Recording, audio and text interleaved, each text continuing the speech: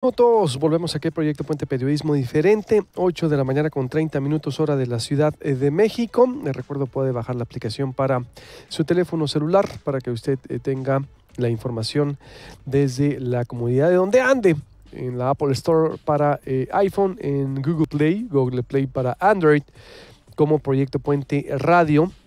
En la Apple Store estamos también como Proyecto Puente, por supuesto, proyectopuente.com.mx. Suscríbase al canal de YouTube. Por todas partes estamos presentes para usted. Que tenga una gran semana, un gran inicio de semana. Ya se acabó julio, el séptimo mes del año. Bueno, mañana. Le decía, hemos estado hablando y hablamos ahorita con Paco Nieto, quien ha cubierto la campaña de López Obrador desde el 2012, incluso en estas elecciones también, de cómo lo anunció López Obrador a Manuel Bartlett, y pues está ahorita ya el país sumido en un debate por los nombramientos que vienen. Ciertamente Morena todavía no es gobierno, ciertamente Morena hasta el 1 de diciembre Andrés Manuel López Obrador tomará protesta. Incluso yo ayer decía también en Twitter que creo que está asumiendo ya los costos muy temprano López Obrador, bueno, por los anuncios que está haciendo y que se están haciendo al escrutinio público, pero ya no se habla nada de la corrupción que va a heredar Enrique Peña Nieto y su administración, porque ahora se está centrando en las actividades del presidente electo. Creo que por ahí también hay, yo creo, una agenda no calculada, Pero me voy ahora con la periodista Marta Anaya, escritora y periodista. Ella es la que ha escrito 1988, el año que cayó el sistema. Es decir, una crónica de la más actualizada, o el último libro, vamos a decirlo, de lo que pasó en ese año, hace 30 años, que afectó a toda una generación de mexicanos, de donde salió López Obrador y Cuauhtémoc Cárdenas. Recuerda usted, la candidatura presidencial de Cuauhtémoc Cárdenas ahí nace después de la denuncia del fraude que encabezó, de acuerdo a la oposición, de acuerdo a los testimonios, el mismo Manuel Bartlett, el pacto con el PAN. A ver, es la verdad pues un libro que hay que leer y que pues retoma vigencia. Y hemos contactado a Marta Anaya para que nos platique de 1988, el año que cayó el sistema, el papel de Bartlett, de los actores. Frente a qué estamos, Marta Anaya, te saludamos con mucho gusto. Buenos días. ¿Qué tal? Buen día, Luis Alberto. Qué gusto estar con ustedes y con todo Proyecto Puente. Maravilloso. Saludos a todos los sonorenses. Igualmente, estimada Marta Anaya. A ver, ¿de qué se trata? ¿Qué aborda? ¿Qué aporta tu libro? Que, insisto, es una tesis pues la más actualizada de lo que ocurrió hace 30 años y que ahorita viene pues a cobrar esa vigencia. Ahorita te cuento. Nada más déjame un poco añadir al entorno que estabas mencionando, que me parece bien interesante. Precisamente, platicaba yo hace un par de días con Porfirio Muñoz Ledo y mencionaba eso, que estamos cerrando un ciclo que se inició precisamente en 1988. Y si te fijas, tiene toda la razón, porque de un lado tienes a las dos grandes figuras que rompieron con el PRI en ese año, que fueron Cuauhtémoc Cárdenas y Porfirio, que se supone va a entregarle la banda presidencial a Andrés Manuel ahora que se instale el Congreso. Y por el otro lado tenías en la mesa del gobierno, apoyando a Carlos Salinas de Gortari para su llegada a la presidencia, pues a Manuel Camacho Solís, que era su brazo derecho, que hacía las negociaciones por debajo, ahorita les cuento cómo, y en gobernación, pues ni más ni menos que a Manuel Bartlett. Pero no hay que olvidar un detalle, que eso es importantísimo. Manuel Bartlett pierde la candidatura presidencial frente a Carlos Salinas de Gortari. Se mantiene en gobernación. Entonces, cuando se viene toda la elección y se empiezan a recibir aquí en la Ciudad de México números poco favorables a Carlos Salinas de Gortari, hay quienes piensan que el papel de Manuel Bartlett fue un poco hacerse el remolón y el loco para exhibir a Carlos Salinas cómo iba perdiendo la elección presidencial y que eso lo disfrutaba Manuel, pero pues de qué manera. Ahora bien, no les falta mucha razón. Pero ¿cuál es el hecho histórico? Hasta donde yo logré reportear en una conversación con el presidente entonces Miguel de la Madrid. Esto ya fue muchos años después, obviamente, en la entrevista. ¿Y qué me dijo Miguel de la Madrid de esa noche, de ese momento y de la supuesta caída del sistema? De la Madrid cuenta que por ahí de las 10 de la noche le habló Manuel Bartlett y le dijo: señor, los números que nos están llegando son desfavorables para el PRI. Son todos de zonas conurbadas, de estados cercanos, y bueno, o muy cardenistas, como podrían ser Michoacán y Morelos, y está arriba Cuauhtémoc. Si damos a conocer estos datos, se va a crear la percepción de que quien va a ser presidente y quien va a ganar la elección es Cuauhtémoc Cárdenas, y todavía no sabemos, y nos falta todo el resto de la República, no tenemos ni el 5%, ¿no? Entonces, ¿qué dijo Miguel de la Madrid? Pues Manuel, tú no me das a conocer nada, guárdate los datos hasta que tengamos, digamos, los datos más o menos razonables para darlos a conocer. Eso es lo que me dice de la Madrid. Manuel Bartlett un poco ratifica esa historia, dice que efectivamente la orden fue del propio Miguel de la Madrid, pero resulta que allá en Gobernación pues están los técnicos que por primera vez están estrenando computadoras, que se reciban ahora sí que los datos, ¿no? Por ya no solamente por teléfono, sino que entren a una computadora central, y los partidos también por primera vez en la historia iban a tener acceso, nada más que un acceso filtrado, lo pongo entre comillas, para ir recibiendo los datos. Pero pues en toda la ansiedad del momento, entre las 8 y las 10 de la noche, pues ahora sí que los representantes de los partidos empiezan a sonsacar a los técnicos y a ver, métete, y terminan metiéndose pues a la computadora central, a la buena, como quien dice, no a donde iban a filtrar los datos, y se dan cuenta que Cuauhtémoc va ganando.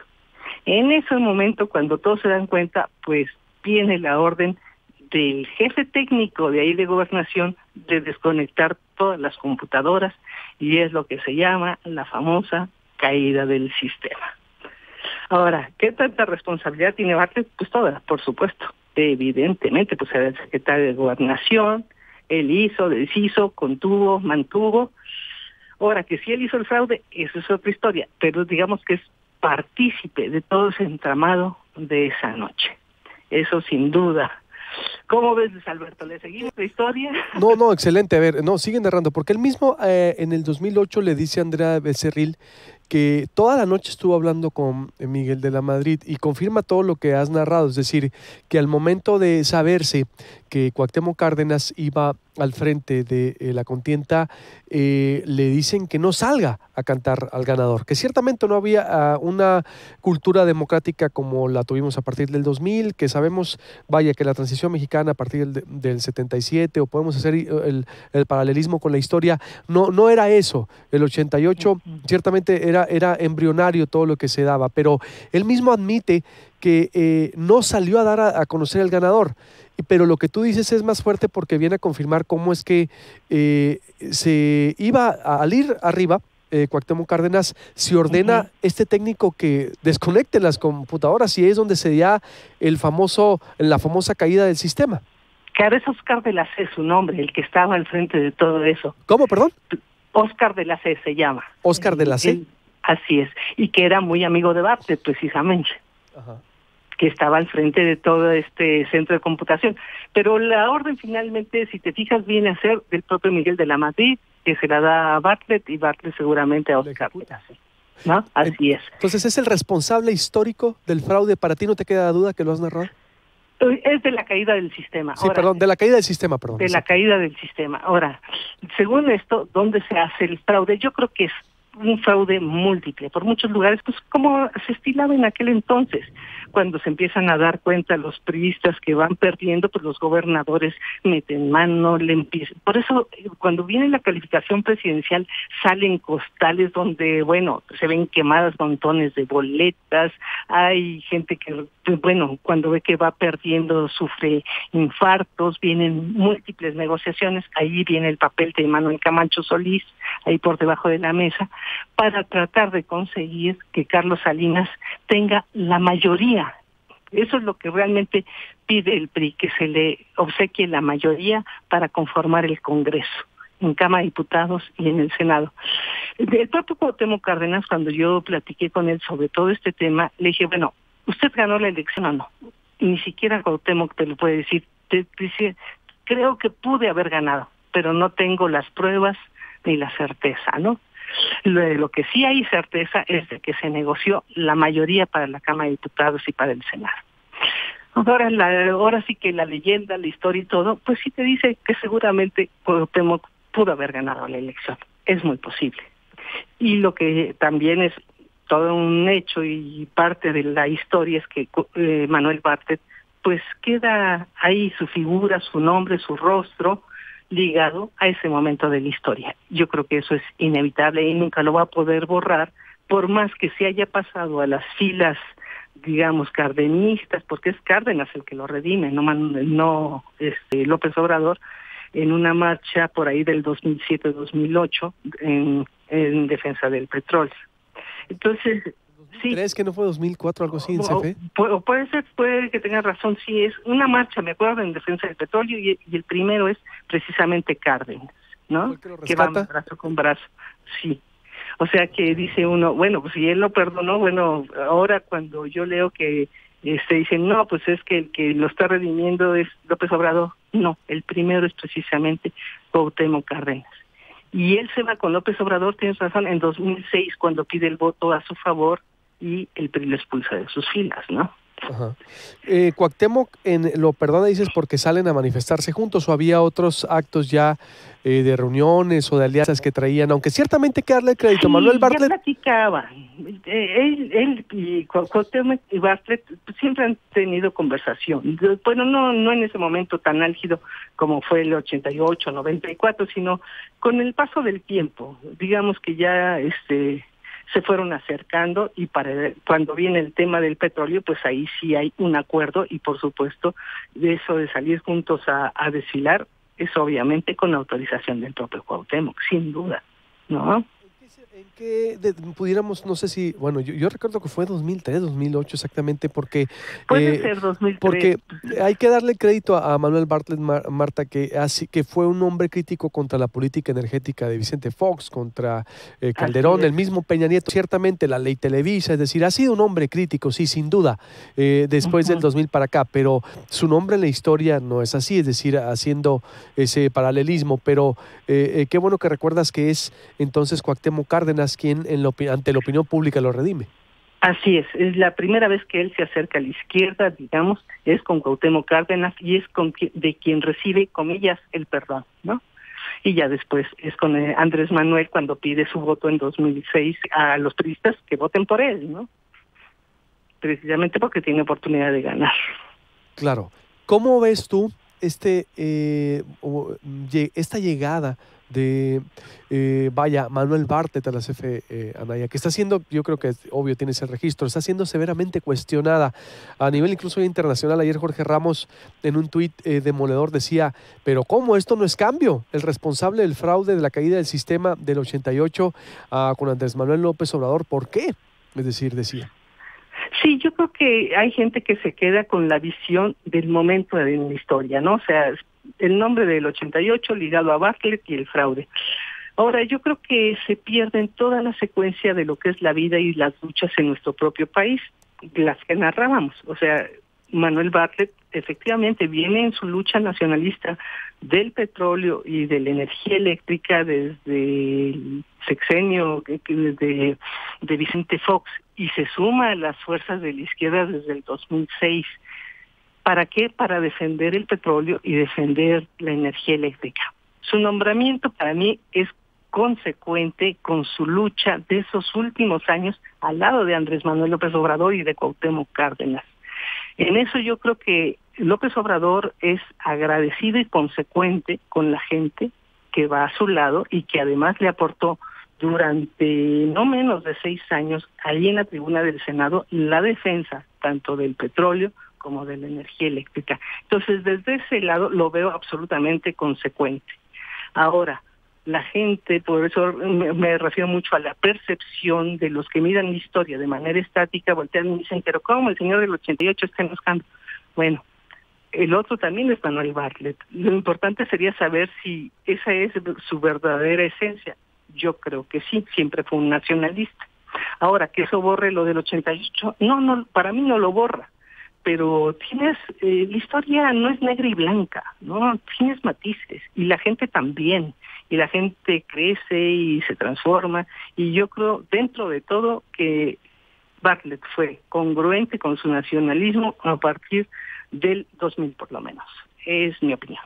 Es donde rompe él entonces con todo el sistema priista, pues no, a partir de ahí cuando se acerca con la izquierda, es decir, lo avala también estos 18 años de lucha contra la política privatizadora, es lo que me quieres decir a lo mejor, Marta. Exactamente, eso es lo que quiero decir. Y no olvidaría otra cosa, en el propio PRI siempre hubo distintas alas, la de ultraderecha, la del centro, la de la izquierda, la de los tecnócratas, los nacionalistas, y había muchos matices.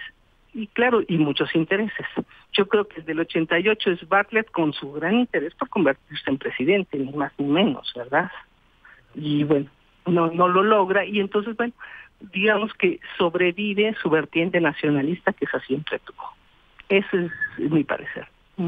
Claro, hoy pues con 82 años a dirigir CFE, vaya, una dependencia que le debe mucho a los mexicanos y más acá a los norteños nos debe mucho CFE, con la prestación de servicio que no ha sido ni de clase mundial ni de primer mundo. Me imagino, vaya que ustedes tienen para reclamar bien y bonito.